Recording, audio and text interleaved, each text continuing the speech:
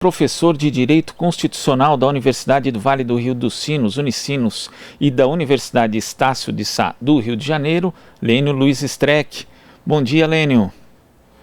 Bom dia.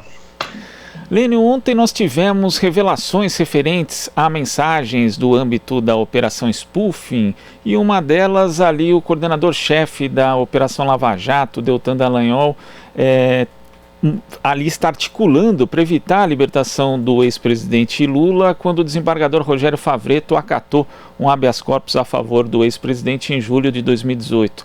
Nas mensagens ali, Deltan fala que vai ligar para a PF e também sugere que a ministra Carmen Lúcia do Supremo Tribunal Federal teria interferido junto ao Ministério da Justiça para impedir a soltura de Lula. Fato que o então ministro da Justiça, Raul Jungmann, ontem negou que tenha acontecido. Como é que você vê essas novas revelações, Lênio? Bom, esse é o maior escândalo judiciário já ocorrido no Brasil. Talvez no mundo não se tenha isso, né? Todos os dias surge uma coisa nova. No andar da carruagem, eu já estou achando que o Deltan Dallagnol tenha introduzido o vírus do coronavírus. Daqui a pouco vai aparecer uma gravação, né? Estou brincando, mas daqui a pouco aparece uma dessas coisas mostrando, porque ele está em todas. Você faça um rolo. Ele impede a soltura de Lula, ele ajuda a prender o Lula, eles escondem provas, eles protegem a delegada, eles combinam a denúncia, ele faz conspiração lá com relação à própria questão do impeachment, segundo tem ali, porque ele teria conversado, ou ele fala com o Sérgio Moro sobre o Renan. O que mais é necessário? Eu não sei mais qual é a parte que Deltan, ou o próprio Moro, enfim, não estão envolvidos. E a grande questão aí é saber que tipo de resposta o judiciário vai dar. Digamos assim, tudo isso é uma pandemia jurídica, né? É o coronajuris, que tem o coronavírus e o coronajuris. Esse é o Covid Lava Jato, né? A única saída aí é o Supremo Tribunal fazer uma vacina, né? Uma vacina para imunizar o sistema jurídico para o futuro, porque para o passado já não sei se pode ser feita alguma coisa anulando esse processo, enfim, isso sim. Agora só o Supremo Tribunal agora, num julgamento desses, ou em alguns julgamentos, pode fazer algo que restabeleça, inclusive, a confiança, a credibilidade no sistema jurídico. Porque Moro e Deltan quebraram todos os protocolos, quebraram a confiança. Imagine se você vai ao estádio, você não imagina que tem uma conspiração contra o seu time, ou contra, enfim, de repente você descobre que o bandeirinha, o juiz, o VAR, todos eles estavam em combinação. Aí você diz, poxa, se a CBF não der um jeito nisso, como é que eu vou ao estádio? Agora, em relação justamente à possibilidade da eficácia dessa vacina jurídica, Lênio, essas novas mensagens também mostram aí uma proximidade muito grande dos procuradores da Lava Jato Especial, do Deltan Dallagnol, da juíza Gabriela Hart. Ele, inclusive, tentando apressar uma sentença, que é a sentença referente ali ao caso do sítio de Atibaia. E diante da inevitabilidade ali, né, que muitos entendem da decretação da suspeição de Sérgio Moro, houve ali quem defendesse uma espécie de solução em que Lula permaneceria sem os seus direitos políticos, porque essa sentença do sítio de Atibaia não seria anulada, porque foi assinada pela juíza Gabriela Hart, sendo que Moro, na verdade, aceitou a denúncia e também participou da instrução processual. Como que você vê essa meia solução proposta por alguns, aventada por alguns, Lênio? Eu já escrevi sobre isso, né? Isso é um golpe jurídico, se assim fosse, né? Isso seria uma solução ornitorrinco, né? Você não sabe se é um pato, você não sabe se é um tamanduá. O que é o ornitorrinco, afinal, né? Isso é um mistério da natureza. Então, o judiciário, não penso que vá fazer isso, porque, aliás, quando isso foi anunciado, foi pela coluna do Estadão, né? E eu logo escrevi duramente, mostrando que, processualmente, assim, em termos de conhecimento jurídico e de processo, isso é impossível de fazer, sabe? Porque se for declarada a suspeição, a parcialidade do Moro, no caso esse que vai ser julgado, se forma um precedente. E o caso da Gabriela Hart, que fez a sentença recorta e cola, né? Isso também foi notícia enorme no Brasil, não é? A questão toda, não se pode juridicamente separar a formação da prova, a construção da prova, com o processo de apreciação da prova. Seria mais ou menos, tão absurdo que seria mais ou menos como você parado no bosque, vem um leão correndo e você reparte em duas questões. Primeiro, você tem que fazer um processo de compreensão de algo que vem vindo, aí você leva 30 segundos tentando elaborar que bicho vem vindo, um leão, e aí depois você então aplica aquilo que você acabou de compreender. Nesse momento, o leão já comeu você. Por que a gente não faz isso? Porque quando a gente vê o leão, a gente sai correndo, porque esses atos se dão juntos. Por que o direito teria essa mágica de separar o processo de construção da prova, né? A gente chama isso de frutos da árvore envenenados. Os americanos que inventaram isso. Quer dizer, quando o caso do processo do sítio, né, esse que foi julgado pela Gabriela Hart, as raízes dessa árvore estão envenenados e os frutos da árvore são a sentença. É possível que a raiz envenenada possa frutificar sem veneno? Não. No direito é assim. Se você constrói venenosamente a parte de baixo, que é as provas, quem conduziu as provas foi Sérgio Moro. Então, a quem decidiu, pouco importa. Podia ser o Papa que tivesse decidido, qualquer um. Acontece que ele recebe um processo de produção da prova que é viciado, porque ele foi um juiz parcial. Muito simples isso, muito, muito simples. Agora, pelas mensagens de ontem, e também por mensagens que foram reveladas anteriormente, a gente percebe não só a proximidade dos integrantes da Força-Tarefa da Lava Jato com o juiz Sérgio Moro, mas também uma proximidade em diferentes níveis. A gente já viu até com desembargadores do TRF4, com ministros de cortes superiores, do STJ, do STF, também com integrantes do Poder Executivo, com órgãos como a Receita Federal, órgãos internacionais como a Procuradoria da Suíça, órgãos dos Estados Unidos. Na sua avaliação, como é que a Lava Jato conseguiu toda essa capilaridade, Nênio? Porque ela formou um tipo de pensamento e com o apoio da grande mídia, né?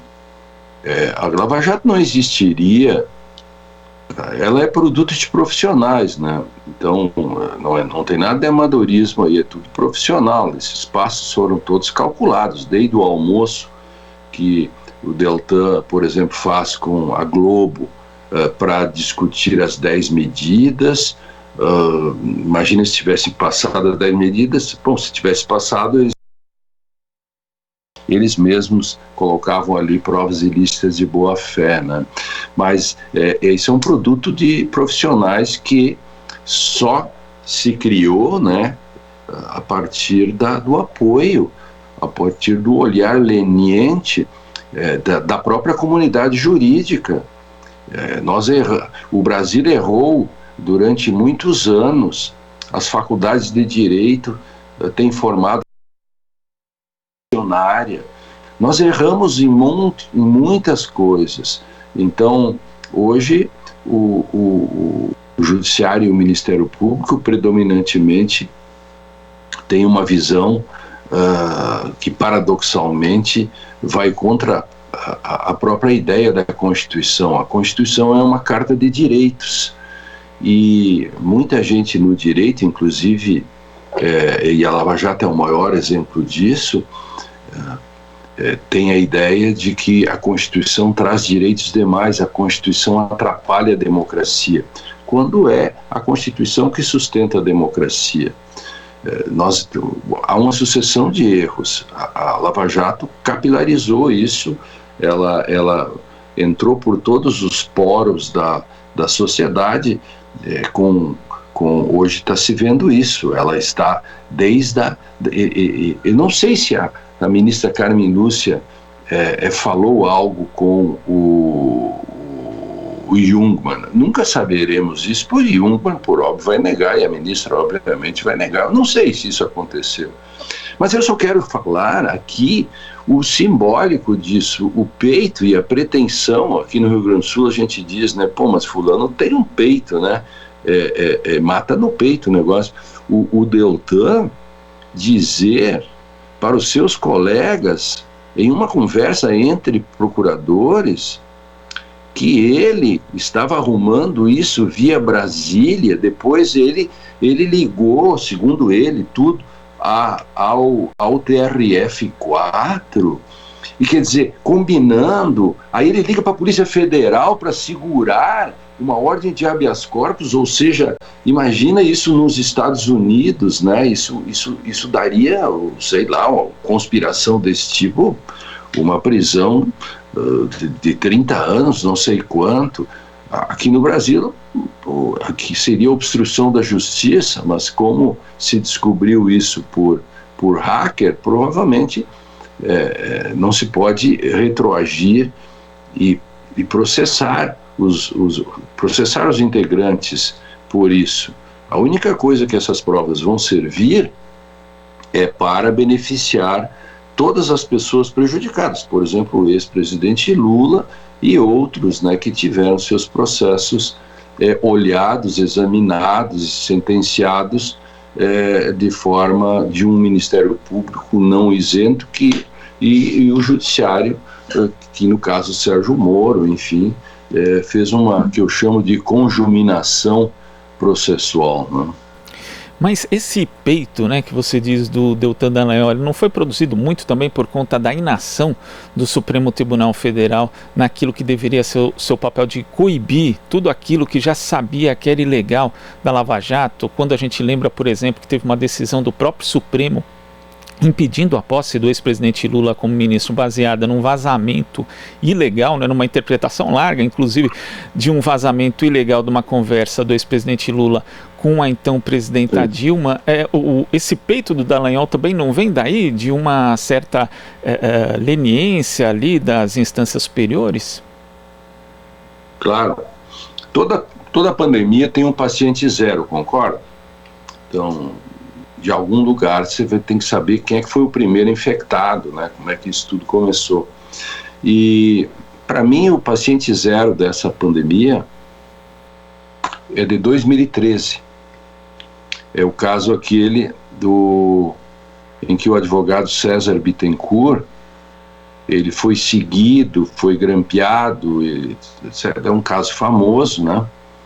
E que só o ministro Celso de Mello enxergou longe naquele momento e disse que mesmo que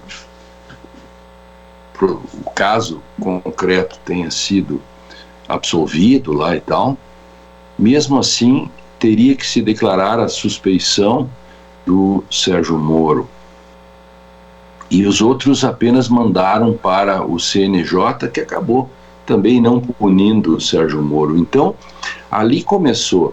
Se naquele dia, se naquele julgamento que acabou acontecendo em duas partes, se você ler, eu não tenho aqui na minha frente agora, mas se eu lesse trechos aí para os ouvintes, telespectadores, enfim, se eu lesse para as pessoas em geral, algumas frases que foram ditas pelo Eros Grau, pelos demais ministros, falando sobre a atuação do abuso cometido, eles falam a palavra abuso dentro daquele habeas corpus.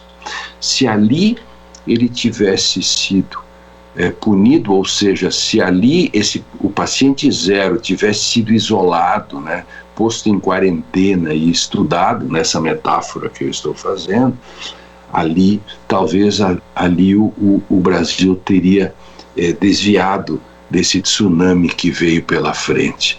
Então, sempre há Deltan, na sequência, ele é apenas produto de uma sequência de olhares, enfim, veja que eles conseguiram, naquele caso da Dilma e do Lula, eles inclusive mandaram as informações pela metade.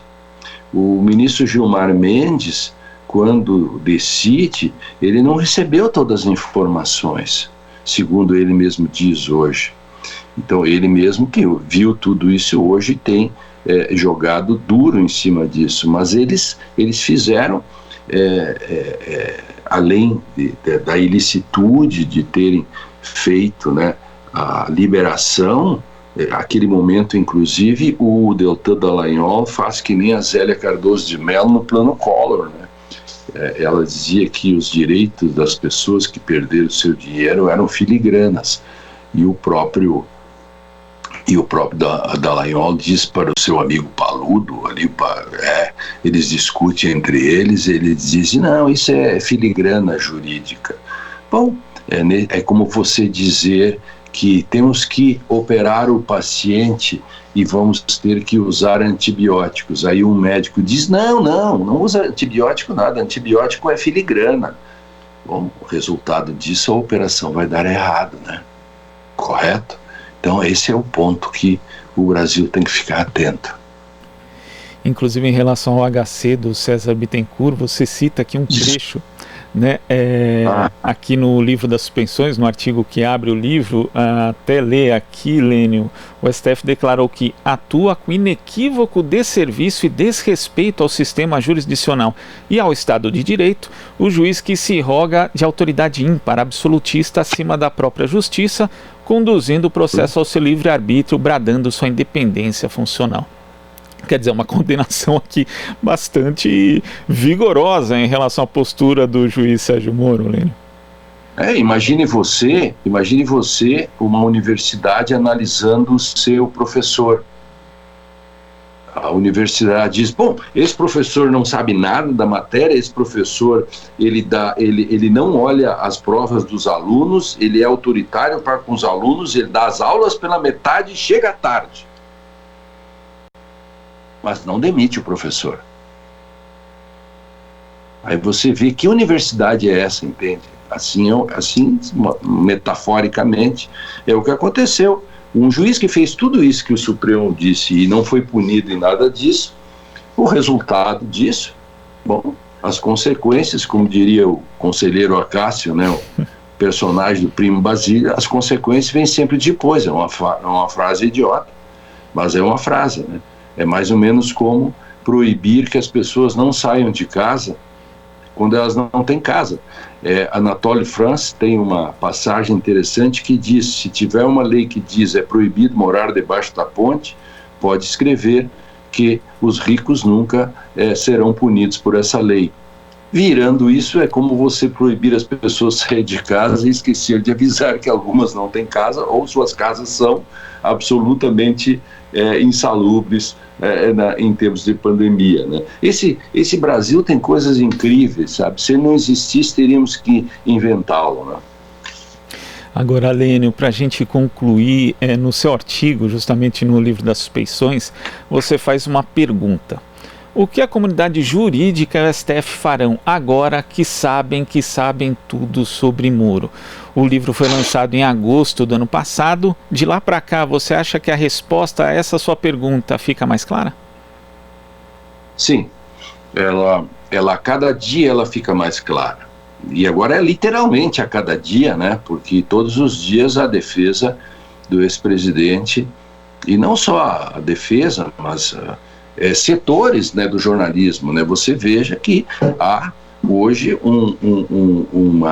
uma pleiade de pessoas, de jornalistas mesmo, chegando à conclusão de que havia algo de podre no reino da Dinamarca, né? Aliás, por falar em algo de podre no reino da Dinamarca, é sempre importante lembrar que a comunidade, o Tribunal Europeu dos Direitos Humanos, usa a tese de que não basta o juiz ser imparcial, tem que parecer ser imparcial.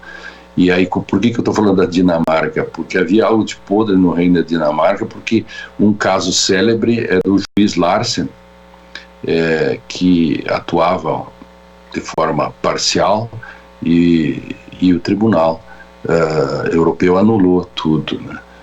Então, uma espécie de Moro da Dinamarca. Agora, eu tiro essa frase, que deu subtítulo ao próprio livro, do livro A Espera dos Bárbaros, de um prêmio Nobel. O livro é magnífico, eu recomendo, A Espera dos Bárbaros, do Coetzee.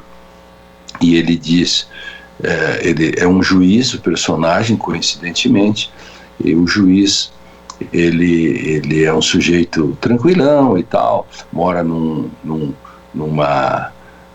forte, e lá sempre eles estão esperando que os bárbaros cheguem. E esse juiz iria se aposentar, ir embora dali, ter sua casa de montanha, no campo, sei lá, curtir a vida, e de repente ele ouve um barulho e descobre que torturavam nos porões. Ele vai lá e descobre que torturavam, e aí começa o problema.